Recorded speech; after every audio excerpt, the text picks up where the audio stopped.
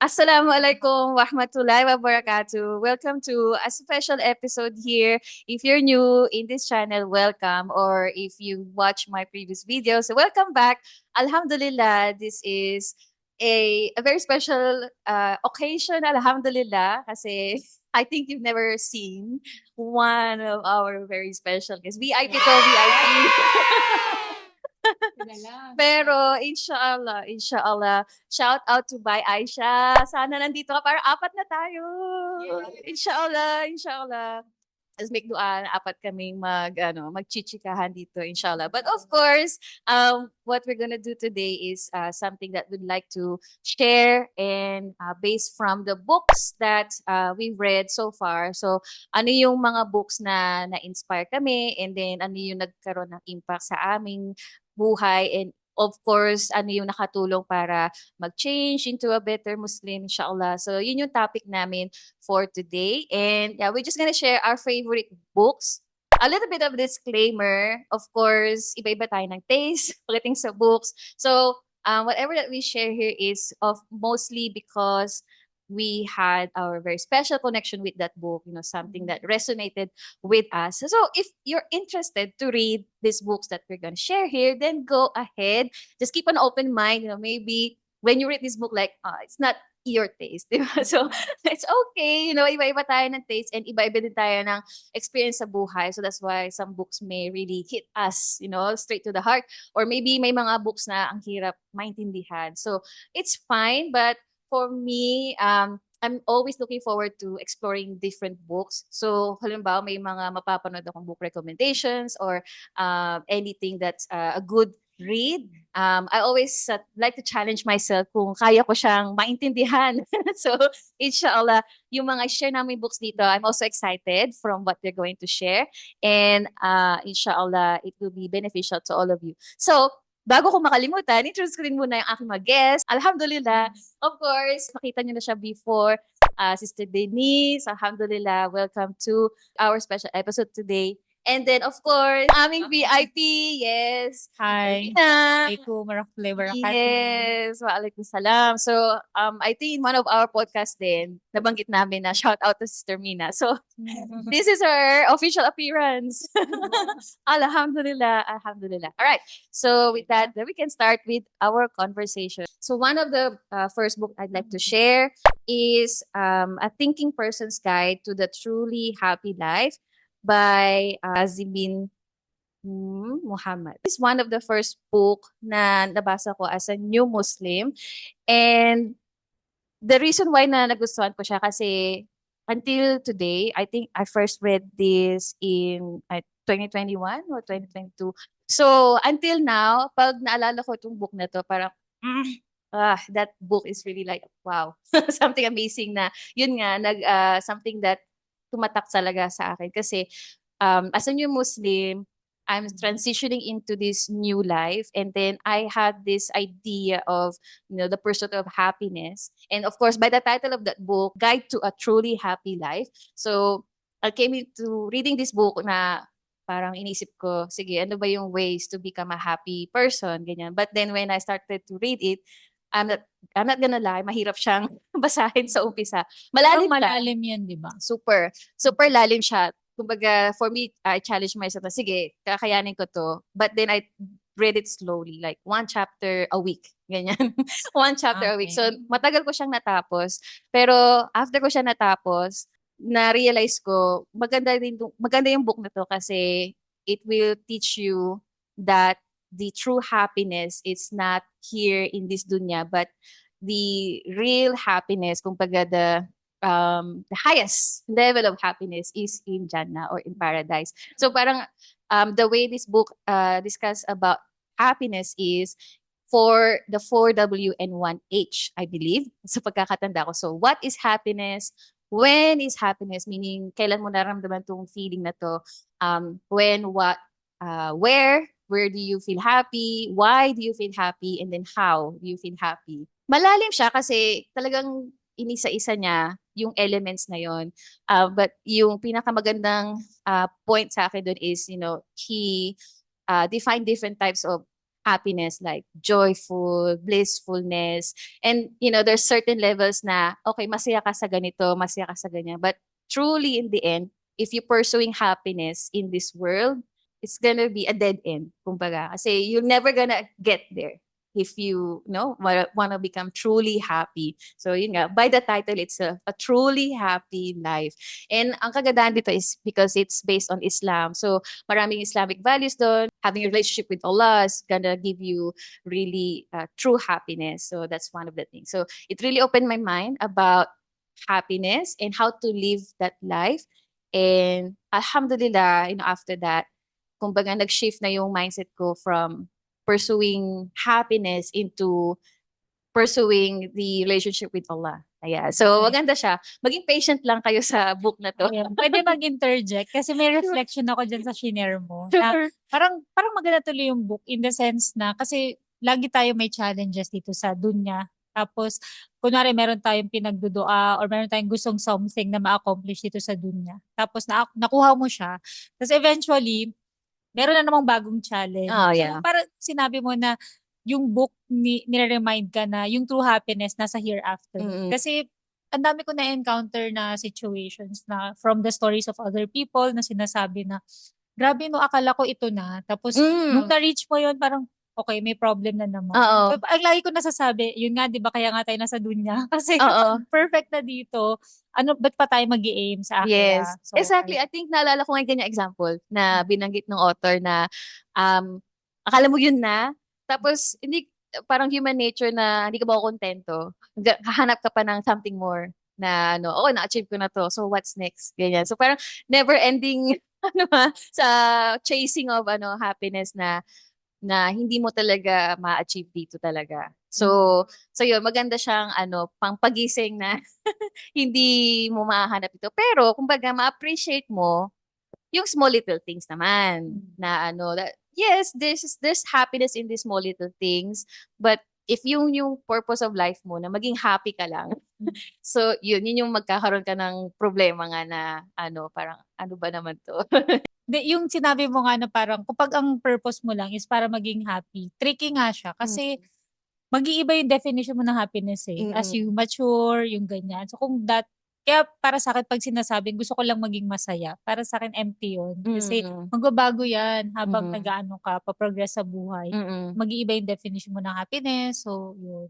So, kaya talagang importante na as Muslims, we are reminded na ang ultimate purpose in life is to worship Allah kasi doon tayo makaka-generate ng ultimate happiness. Not in this dunya, but in akhirah. Which is yun yung forever. Ayun. Yes, mashallah. Ayun. Parang hindi ko pa nabasa pero yun yun. Alhamdulillah. So, yun, if you want to read this book, I highly encourage you to read it. Yun nga, maging patient lang kayo sa pagbabasa kasi makapal din siya and then malalim. I think related siya dun sa binasa ko na Don't Be Sad, Dr. Ari Carney. Kumbaga, pinapaalala lang sa'yo dun sa book na yon na, yes, parang hindi siya madaling sabihin na, okay, don't be sad, ito sa nangyayari sa'yo ngayon.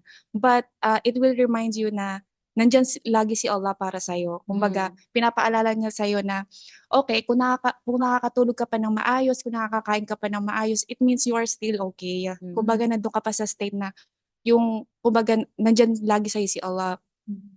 Tapos parang nakaka-relate lang din ako dahil lagi ko siyang binabalikan, yung book na yun, yung Don't Be Sad. Nakilang beses ako kasi, kumbaga, pag halimbawa nandun ka sa state na yun, kumbaga, etong book na to, i-remind ka lagi na okay, yung parang i-relate ko dun sa story ni Prophet Muhammad sallallahu alaihi wasallam na nung bata, nung pa siya, nung sinilang siya, nung bata siya. So, ang nag-alaga sa kanya is yung uncle niya. Tapos, syempre, parang ang daming challenges sa buhay. Tapos, tapos namatay parang isa-isa namatay yung nag-alaga sa kanya, pati yung wife niya. I think yung first wife na si Khadija. So, parang imagine, sino talaga yung nag-aalaga sa'yo? Hindi yung uncle niya, hindi yung asawa niya. Si Allah yung nagbibigay ng risk o yung nagpo-protect sa atin dito sa dunya. So, I think, pag halimbawa na doon ako sa state na, okay, I'm sad, okay. So, sino ba talaga yung nandyan para sa atin. So, ayun. So, itong book na to, maganda Mashallah. talaga siya. Mm. Medyo deep siya, pero Mm. pag halimbawa inulit-ulit mo siyang basahin, nagiging iba yung reflection mo. Kumbaga, Oh, nagiging deep nice. yung reflection mo sa book na to. Okay, So, hindi nice, siya pang nice. one time, second Okay. time. Wow, wow. Alhamdulillah. Madaming beses na, hindi ko sure kung ilang beses na. Pero lagi ko siyang binabalikan. Thank you for sharing. Ayun, so ako kasi mahilig mag-reflect. Oo. Yun kasi naalala ko yung book na Don't Be Sad. Niregalo yun sa papa ko nung nagka-cancer siya. Tapos, parang, syempre, nung nalaman na meron siyang cancer, binigyan siya nung tita ko nung libro na yun. So, maganda nga siyang pang-reflect dun sa pinagdadaanan. Kasi, syempre, hindi naman kailangan cancer yung sitwasyon mo, naudubila. Pero, yung mga any challenge, no? Tsaka, connected din dun sa sinabi ni Julie na about yung reminder na yung year after, yung gano'n, na yung sinabi mo na namatay yung uncle niya, namatay yung nag-alaga sa kanya nung bata siya, tapos yung asawa niya, tapos ang daming challenges na sino ba talaga nag-aalaga sa'yo ultimately. So, Yeah. parang sa atin din na ultimately sino ba yung nag-aalaga sa atin kasi hindi maiwasan ng death o kaya yung separation in many different ways sa another human being. So, si Allah talaga ultimately nag-aalaga sa atin. So, maganda siyang reminder. Kasi parang more than 4 times mo na siyang nabasa. Mashallah. Alhamdulillah. Alhamdulillah. Ano ba to recommended? Tong book na to? Highly recommended. Dahil puro din related yung libro na binanggit nila. So, din muna yung unahin ko. So, yung una, yung sa akin, yung Ramadan Reflection. Ayan. Pero hindi ko siya naiwan kasi dito ako nakatira. So, ayan. So, itong Ramadan Reflections, A Guided Journal by Alia Umrayan. Si Sister Alia, parang isa siya sa mga co-host nung Honesty Talk na tapos na yung podcast na yun, di ba? Pero, yan, sobrang ganda nun.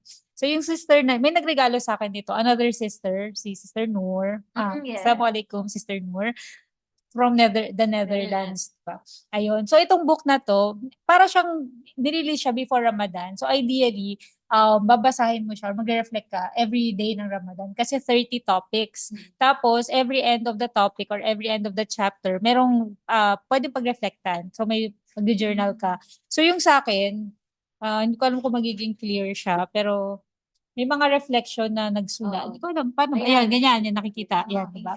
So, yun, pink yung ano ko. So, iba-ibang color. So, nangyari to nung Ramadan. Ginawa ko siya nung Ramadan. And I made sure na bago mag-end yung Ramadan, matapos ko talaga siya. Kasi iba-iba yung topics like merong related sa love, gratitude, fear, repentance, yung ganyan.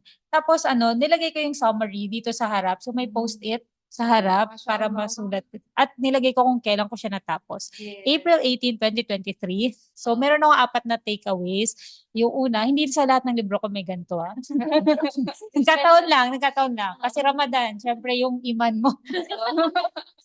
Ayun. So, yun, reminder sa akin na be akhirah focused, yung sinabi ninyo. Tapos, mag-engage sa istikhara often. Kasi minsan iniisip natin yung istikhara related sa marriage. Or, ito sinasabi na whenever you want to make a decision, hindi necessarily major decision, istikhara para i-consult mo si Allah. Para merong baraka yung whatever decision that you will make. Tapos, yung third of the 4 reminders na nakuha ko is, we will always be tested while in this dunya. So, related dun sa sinabi mo na ganun talaga, kahit nakuha mo na yung gusto mo, yung feeling mong gusto mo at the time, may test pa din ulit. And then yung last, i-increase mo yung secret na good deeds mo. Hindi lang siya pag Ramadan, parang forever habang nabubuhay ka. Kasi, yes, meron tayong mga social media presence, alhamdulillah. So, nagiging platform natin siya to do da'wah or to influence others sa mga iba-ibang deeds. Pero, the more, sabi ni Sheikh Omar Sulaiman yata na, the more na marami kang public good deeds, mas damihan mo yung private na good deeds mo. Kasi ultimately, yung ginagawa mong good deeds, hindi naman para sa ibang tao. Para kay Allah dapat. Yun, diba? So, reminder siya sa akin. Yung ganun na, so ito, kahit hindi Ramadan, binabasa ko yung mga nagiging reflection ko na, ay, ito pala yung hanash ko dati. Kasi sinusulat ko rin yung date kung kailan ko siya naging napag-reflectan. So, parang nakikita ko din yung progress mo na dati ang issue ko about repentance ay ito. Tapos ngayong binasa ko siya a year later, ito na pala yung reflection ko about repentance. Yung parang sa Don't Be Sad mo. Iba-iba yung rason. Alright. Mashallah, yan. Favorite ko din siya. Ang hirap actually pumili ng favorite books. I-zoom mo sa side mo para makita.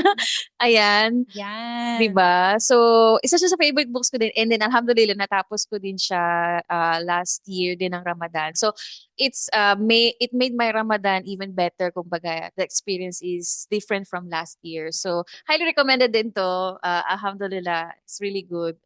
If you wanna read this, yeah, better to read it during Ramadan kasi parang feel na feel ang mga emotes. Pero hindi lang siya pang Ramadan. Oo, oo. Kasi reflection para sa ano talaga. Mashallah. Okay. Ang i-share kong book is itong this is the second book, I think. Before the Coffee Gets Cold. Pero ano to, I think they already have 4 translations na. Hindi ko lang alam kung ilang books na yung Japanese mismo. Pero so far, I think 4 na yung na-translate nila. So this is just one of the book, yung Before the Coffee Gets Cold. Ito yung napili kong next book na memorable for me is because first of all, very interesting yung premise ng story kasi it's like a time traveling story na of course hindi nga naman mangyari sa toong buhay. But anyway, coffee shop na to, it allows you to travel back in time. Pero may mga rules, may mga certain rules, tsaka ano lang, limited time lang. So, the title is Before the Coffee Gets Cold kasi kailangan mong bumalik sa present bago pa lumamig yung kape. Speaking of kape. So, ang interesting kasi, yung collection siya ng stories, pero yung mga tao na pupunta sa cafe and then they will try to go back in time are mostly people na desperate na may gustong balikan, may gustong mga, alam mo yun, regrets in life, ganyan. May mga hindi sila nasabi sa someone special, may mga maling decision silang ginawa sa buhay. So yung mga ganun. And then, normally, like, if somebody would want to go back, they want to stay there. So parang, ang interesting yung rules kasi you cannot stay there. Diba? So, if you stay there, ang mangyayari is magiging ghost ka daw. So parang that's still a mystery na hindi ko pa na understand. I think as you read along the different books, kasi napansin ko na may mga tiny bits and pieces on clues sila na binibigay na paano nangyaring may existing ng ghost eh. Meron ng taong gumawa nun na hindi siya bumalik. So may nangyari ng ganon. So, isa siya sa consistent character sa mga books na yon. And then, habang binabasa mo yung books na iba, sinishare nila sa yung clue, paano nangyari. So, parang, along the way, may mga short stories ng different people na bumalik sa past. And then, on the side, yung side story din ng owner ng coffee shop. Ayan. So, interesting. So, napaisip lang ako na, although fiction siya, in reality, parang, it's also relatable kasi something like yung rumination na you keep going back to the past sa isip mo, yung regrets, sana ginawa ko to. Tsaka yung sabi nga na yung mga what if na yan, yung mga waswas ni Shaitan, di ba? So parang ang ano lang. Ginawa mong Islamic ka. Oo. Actually, na-relate ko siya doon kasi it's so interesting na yung mga ganitong type ng stories. It's somehow mapapaisip ka na bakit ko nga ba ginagawa yun? Parang kung halimbawa nasa ganun kang sitwasyon na bumabalik ka sa past, ganyan, tapos hindi ka maka-move on. Yung ganun. So, in a way, parang heavy topic siya, pero cozy yung style ng ano. So, parang hindi siya ganun ka-heavy, pero mapapaisip ka din, kumbaga, at the end of the, parang yung moral lesson, yung ganyan. So, ayan. So, ito siya, isa sa let's say, book series na favorite ko kasi yun nga, maraming lessons din at saka different people like someone is a mother or kaya a husband or a wife. So, may mga mga eksena sa buhay na pwedeng nangyari sa'yo. So, parang it can also cater to many people. Kumbaga, maybe one story hindi mo magigets kasi mother. Pero yung ibang stories like, meron din dun about career, yung ganyan, yung nag-pursue siya sa career, ganyan, tapos meron din about stories about sisters, ayan, mga relationships nila, ganyan, paano naapektuhan, ganyan. So, yun, marami siyang compilation of stories na definitely makaka-relate ka. Tapos may lesson mapapaisip ka na lang din na yung lesson sa bandang huli, like, it's important to take care of relationships, especially family relationships. Tapos, yun nga, yung continue going back to the past is not healthy. Tapos, the more that you stay there, if you stay there before the coffee gets cold, yung kumbaga, mahihirapan ka ng makabalik sa present, kumbaga. So parang, in a way, fiction siya, pero in reality, nangyayari talaga din. Ganun. So, yun, that's one of my favorite books. Actually, nabasa ko yan. Ah. Alam mo, pag nabasa mo yung book na yan, nasa isip mo lagi na, uy, yung kape mo, lalamig na. Oo, may ganun akong moments. So, magandang book na yan. Basahin mo. Ayan. Basahin mo daw. Actually, meron ako nung una. Oh, Kaya yeah. yun. Binigay mo. Yeah. Pinahiram. Wag daw ang kinin. So, yan. Kasi nung sinimulan ko yan, tapos nung nakita kong parang, fiction, sabi ko, wait lang. Ano bang, gusto ko ba? Parang medyo animated na. So, kaya natigil ako sa pagbabasa. Pero buti in-explain mo. Kasi, syempre, someone into mental health, ano siya, pero isip ko nga na yung rumination, na pag the more na bumabalik ka sa past, okay din siya, para mag-reflect kung ano yung pwede mong gawin better sa present. Pero kung babalik ka sa past para mag-dwell doon, na merong present moment, yun yung hindi healthy. Tapos, kaya, in the process of you going back sa past, binibit mo you're beating yourself up, mga ganun. So, or mag-ruminate na nakatira ka na sa past. So, hindi na healthy. Yes. So, Yun parang ang ko. naging eager tuloy akong buklatin yung pinahiram. Kasi ang dami ko nakikita nagre-recommend niya. Yes. Ganun, paano pala siya? Parang fantasy. Oo. Yun nga eh. Tsaka ito pa pala, naalala ko na when you go back to the past, so you get a chance to talk to that person, for example. So one of the story is, I remember is there's two best friends, and then one of the person passed away, and then yung daughter niya, so inako nung best friend niya yung responsibility na palakihin yung daughter. Pero since baby pa ata, parang inano niya na siya yung father. So parang ngayon magpapakasal na sorry, spoiler alert. Spoiler alert. Magpapakasal na si daughter. Tapos yung best friend, guilty siya. Kasi hindi siya yung totoong tatay. Tapos hindi niya masabi. Hindi ko alam kung anong story or if it's the first one. Pero yun yung mga type ng stories na, okay, you go back to the past, you can talk to, so he wants to go back to the past para kausapin yung best friend niya na namatay na. To parang, kasi yung guilty talaga heavy talaga sa kanya na parang feeling niya, hindi niya deserve. Tapos nagkamali siyang alagaan yung anak. Parang feeling niya mali yung ginawa niya. Ganyan. So, you have that, parang in this fantasy, you have the chance to talk to this person. Pero, you will not be able to change anything in the future. So, kung namatay siya, mamatay talaga siya. So, pag babalik ka lang sa past para lang makausap siya. So, nothing that you can do or say or ano na pwedeng magbago yung outcome. So, yun yung parang, wow. So, parang, kung ako yun, babalik ako sa past. Ano nga naman sasabihin ko? Di ba? Yung ganun. And then, sabi mo nga like, maybe on the psychology of the mind, parang, I guess yung parang closure na hindi mo mahahanap. Kasi nga, you have all this resentment and regrets as you feeling guilty. Going through that process na actually, kung iisip mo, hindi mo man talaga siya kausap eh. It could be also just someone in your mind, na projection of that person in your mind as if you're talking to them. And then, it's like allowing yourself to forgive yourself, for example, or alisin yung guilt sa sarili mo na ito yung ginawa mo desisyon pero you did it for the best, ganyan. Tapos magkakaroon ng closure yung tao na yun. So, kaya Parang nagustuhan ko siya. therapy. Yes! Therapy, no? Kaya sasamahan ka ng therapist mo bumalik sa past. Exactly like Hindi naman that. siya mababago. Yes.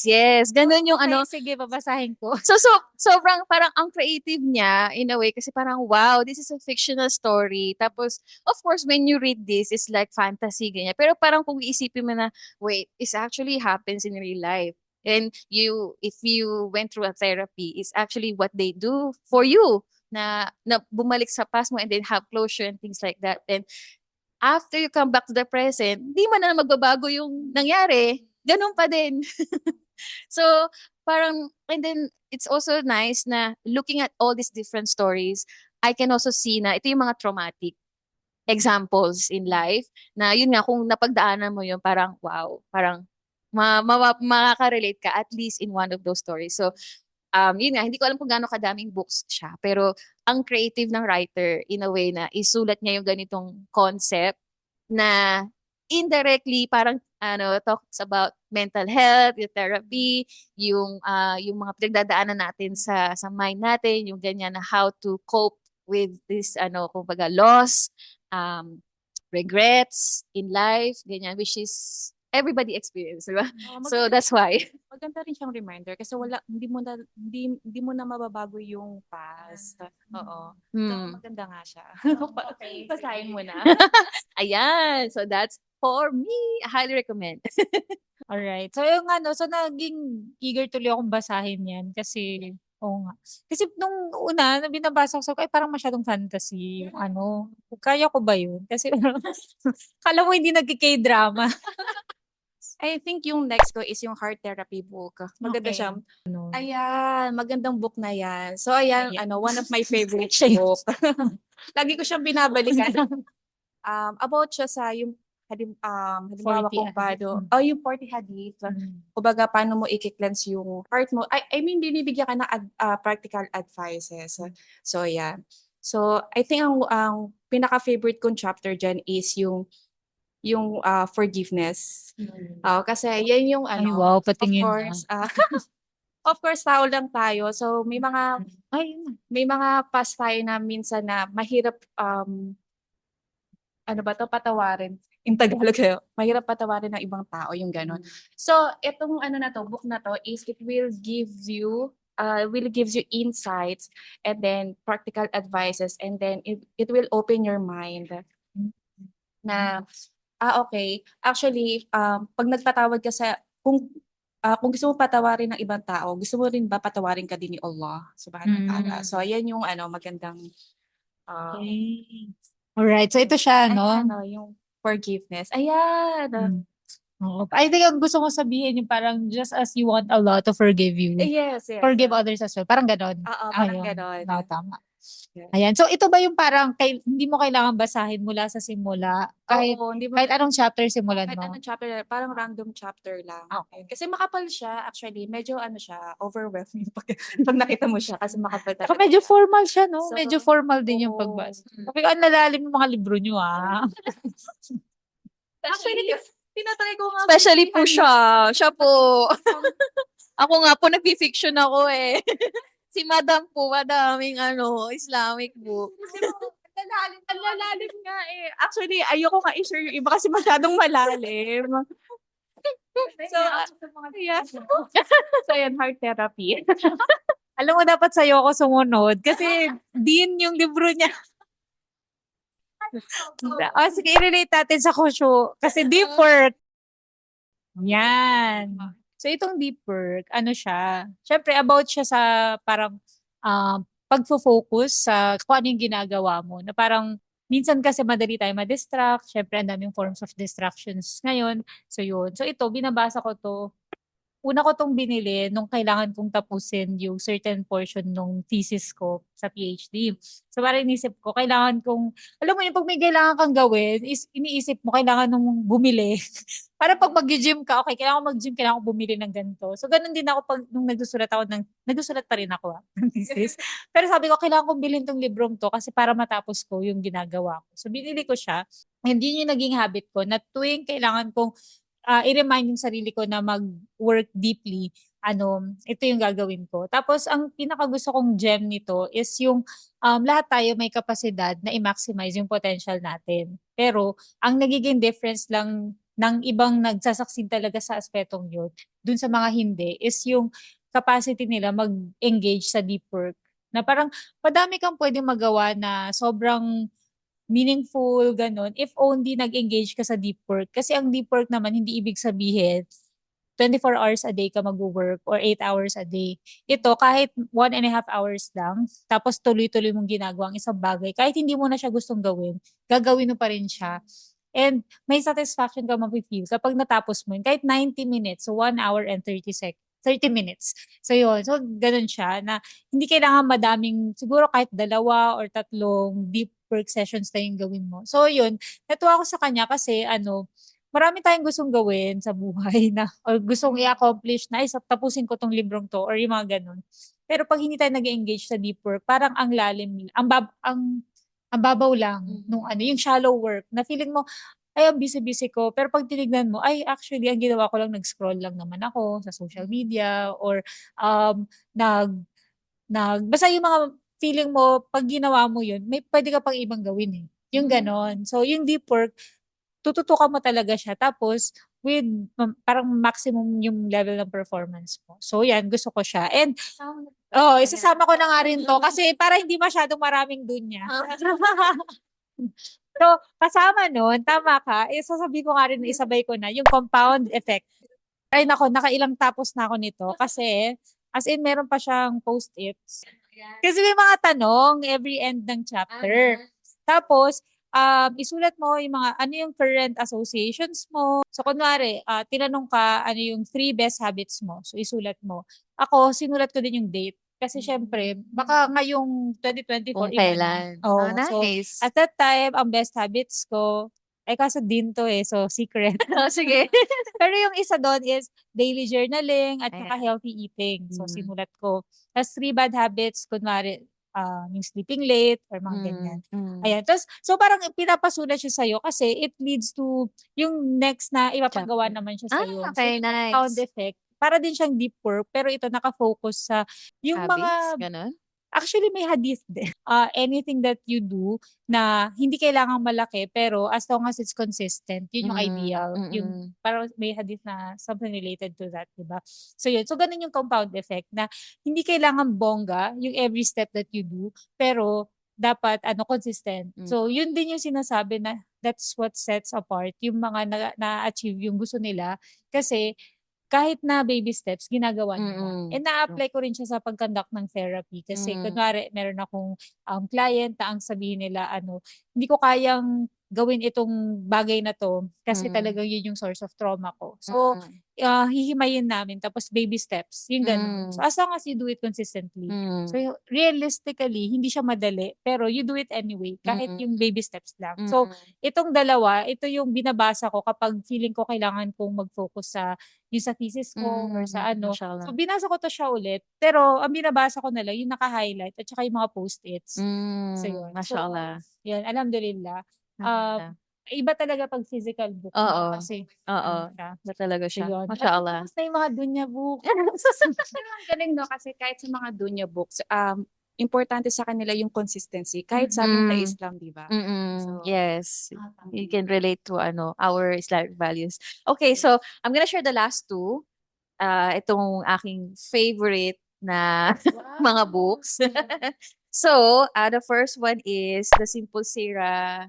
Ayan. So, this is the book 1. Yung meron na akong book 2. Hinantay ko lang sana yung book 3. Inshallah, alam ko sinusulat pa. So, nagustuhan ko siya kasi this is a good book to start when you want to learn about the life of Prophet Sallallahu Alaihi Wasallam. Oo, hindi siya malalim. Parang I can imagine myself reading this book to my kids. Kasi although hindi siya there's little bit of pictures, pero yung words, yung storytelling, parang talagang pang kids na style. Hindi siya yung malalim na academic. Kaya nagustuhan ko siya kasi nga me as a reader din ng mga storybooks, fiction books, yun din minsan nahihirapan akong magbasa ng malalalim na books kasi nga hindi siya parang there are some books na they build on the topic from one chapter to another. Tapos pag hindi mo na gets yung yung chapter na yun, parang hindi ka maka-move sa next kasi parang wait lang. So ganun yung mga malalalim na books na medyo nag-struggle ako sa mga ganun. Kaya sometimes I take a break from those serious books and then I read storybooks. So ito nga, alhamdulillah kasi matututunan mo yung life ni Prophet Sallallahu Alaihi Wasallam from when he was born, ayan, from the beginning, and then yun nga yung book 2, I think it's stopped dun sa Battle of Uhud yata. So hindi pa siya kompleto actually. Oo, hindi pa siya kumpleto. So kaya alam kong may susunod pang book 3. So hindi ko lang alam kung hanggang ilang books. Kasi yun nga very sobrang makulay yung sobrang amazing yung life ni Prophet sallallahu alaihi wasallam. So I think it's not enough to be contained in this small little book. Pero yun nga, the simple sirah, if you wanna start, really just understand and know about the life of the Prophet sallallahu alaihi wasallam, this is the good place to start. Bago yung sa Oh, sira, okay. ang dami mong mga Ah, tabs. yeah. Maraming mga tabs na ganyan. Kasi hina-highlight ko lang yung parts na nung nabasa ko siya, parang wow, gano'n na amazing. Siguro yung isa dito is so si Abu Dhar. Okay. So hina-highlight ko siya kasi okay, this is the first person or follower who publicly announced about Islam. Abu Dhar being the first person na ipangalandakan yung yung religion in the community na lahat polytheist, tapos you announce your faith na there's only one God. So imagine yung tapang niya na gawin yun. So yun yung mga ganung highlights na nilalagay ko dito pag yung something amazing, hindi lang dahil sa kay Prophet sallallahu alaihi wasallam, but din yung sa companions din niya. So ayun, maganda siya talaga. And then the last one is itong Show Up na book by Naima Roberts. Ayan, maganda din siya. Marami na akong mga tabs na nilagay. Maganda siyang reminder, especially kung you don't feel like showing up every day. So may mga reminders siya, tsaka may mga tips din siya kung paano siya gagawin. So like example, being patient, just be yourself, ganyan. So at ang kagandahan din dito is meron kang option na mag-journal sa end of the chapter. So para ma-reinforce yung mga natutunan mo for that. So manipis lang din siya actually, pero maraming lessons kang matututunan dito. So those are my favorite books so far. Meron pala akong isi-share about dyan Mm. sa Show Up. Binili ko yan nung nag-promo sila. Yung Iman publication, nung COVID. Ah, So binasa ko siya kasi parang marami sa atin had difficulty showing yeah, up yeah. nung COVID. Mm. Parang, so yun, binasa ko siya. Tapos dahil nagandahan ako, binigay ko sa friend ko. Mm. Tsaka nung time na yun, nanghihinayang pa ako magsulat sa libro. So Mm. alhamdulillah, nung binigay ko yun, walang Walang journal sulat. entry. Kasi parang, syempre, reflection mo yun, di ba? Oo. Pag sinulat mo. So yun, alhamdulillah yun, walang Pero ganun siya kaganda, na parang pwede Mm. mo siyang i-gift sa ibang Yes. tao. And hindi malalim yung words. Yeah, yes. Oo. Hindi gaya nito. Hindi, pero madali daw siyang basahin, sabi mo, di ba? Ito, parang may engage ka rin talaga sa pagbabasa nito. Yan ang last? Wow! Ayan. Hindi ko pa po nababasa to, pero yan, inshallah. Ito, one of my favorite, The Power of Dua. So ito, maganda siya kasi pag nandoon ka sa moment na feeling mo na hindi sinasagot ni Allah yung dua mo. So ito yung evidence, ito yung story and Oh. evidence. So pag nabasa mo siya, it's may inspire ka sa mga stories nila. And then at the same time, pag nandoon ka sa moment na feeling mo walang option, pero hindi, alam ni Allah kung kailan niya ibibigay sa iyo yung dua. Oo. So yun, eto maganda tong sige, ituloy mo yung reflection mo. Oo, siya yung Mm. nauna. Tapos, binudol mo kami. Oh, Oy, binudol mo. bumili na kayo. Oo. Kasi hindi naman to mumurahin. Oo, oo. Kaya sabi ko pag-iisipan ko. Ayun, so kasi nga, ni-recommend niya talaga to sa amin kasi so while yung chapters, tinutukoy yung ano yung mga parang, ano yung difference ng dua of need at saka dua of want. Tapos ano yung gagawin before the dua, anong klaseng dua, ano yung after dua, yung ganyan.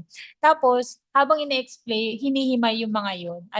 May mga kwento, tapos real life stories na nagdua sila, parang napunta sila sa super tricky situation. Tapos nagdua sila na parang kahit ikaw habang binabasa mo, feeling mo lost cause na. Tapos biglang they got out of the situation dahil nagdua sila.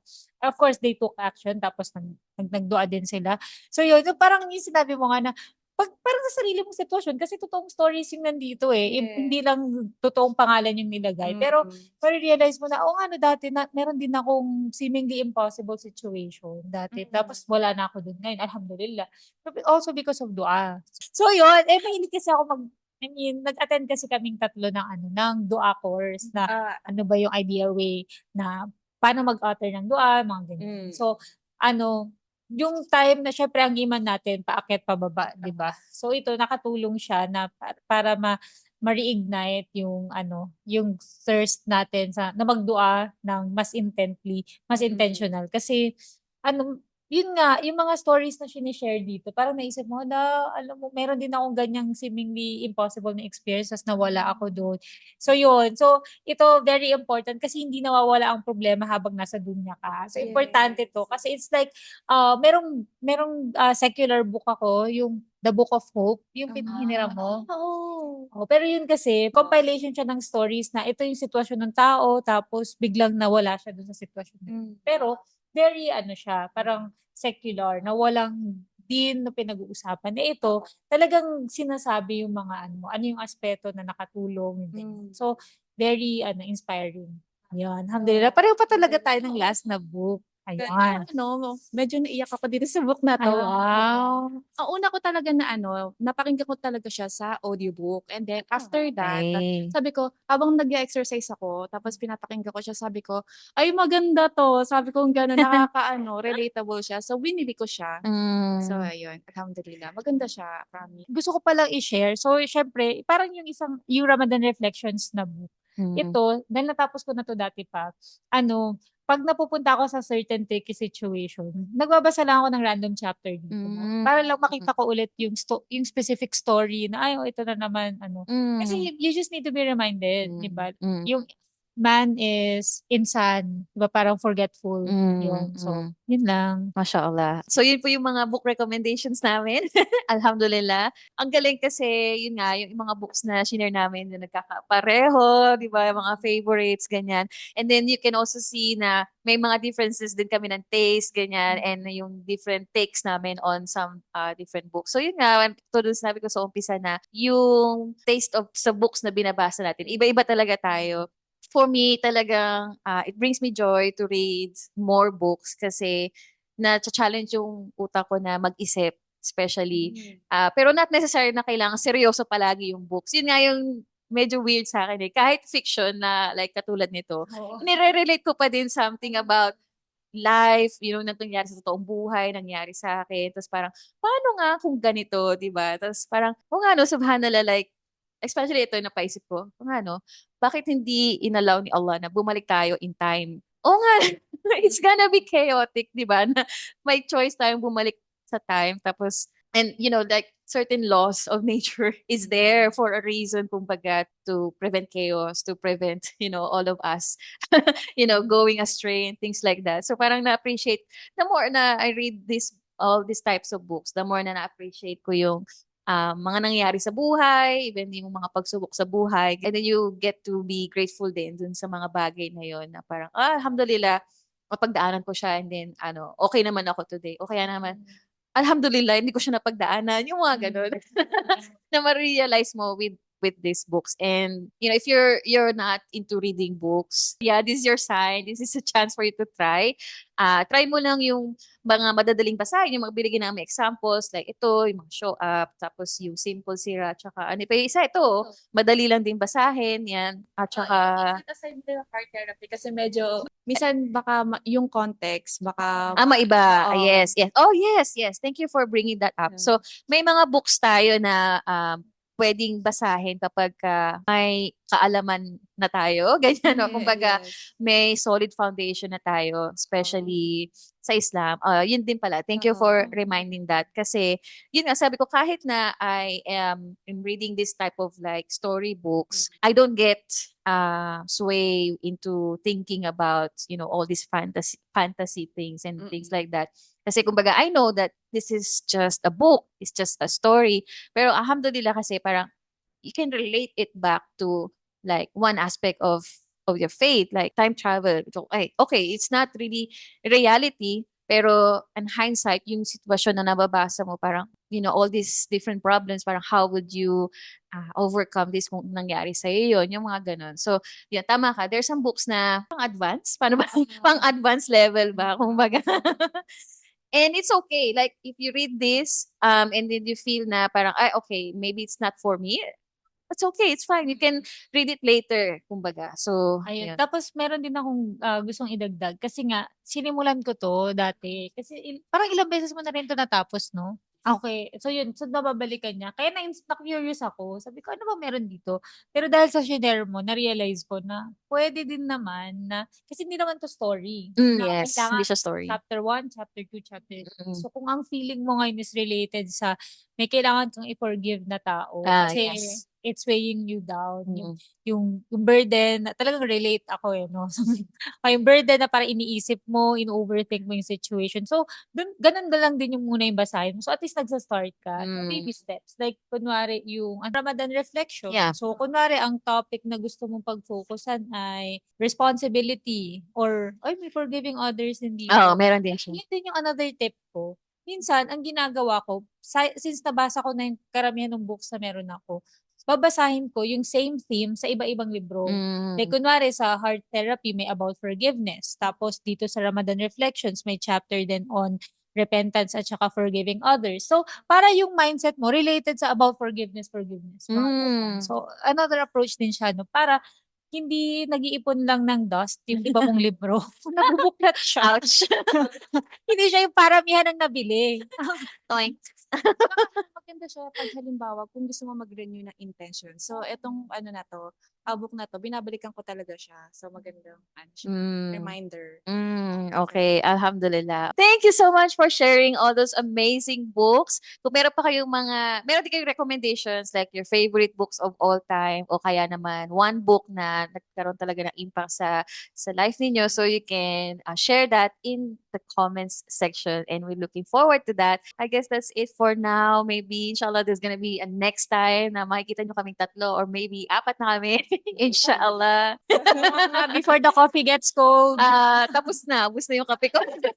Alhamdulillah. So, yun lang muna sa ngayon. Alhamdulillah. And we'll see you on the next video. Assalamualaikum warahmatullahi wabarakatuh. Makalasong salam. Bye! Masyado maliwanag yung parang kukunin na kayo dun sa upuan niyo. Okay. Hindi pa rin na ano. Hindi ba yung makapag-design pa angle ko? Nag-aano siya, yung nag-iiba yung focus. Tapos pag gagato ko, ayan no? Oo. No? Sige, ayusin muna natin yung ayusin lang po namin ang pwesto. Okay na nga, gusto niyo na unan o hindi? Hindi, okay na ako. Kasi naka-block naman ako yun. Wow. Ayan o. Ayan. Okay, nice. Forward. Forward ka ng konti. Hindi, kita naman yung Kita lips naman. niya. Apat yung isa, wala akong physical na Okay. copy. So, sasabihin ko na lang din. Sabi ko, chiyong! Somewhere Okay, ganyan. I-edit ko na lang. Okay, don't be sad. Okay. Tatakpan yung mukha ko. Minas Coffee. Yung milk galing kay Dini. So, sino gusto mauna? Sabi ka rin, no? Sige, ikaw na lang. Ako na. Saka si Allah yung ang init. Bigla uminit. Masya Allah, Masya Allah. Ang hirap pala pag nagsasalita ka, tapos yung buka ng ano mo, ang init. Tapos sabi ko, True. Ikaw yun ay pala. chill lang kami. Ayun pala, yung hininga. Yung Oo.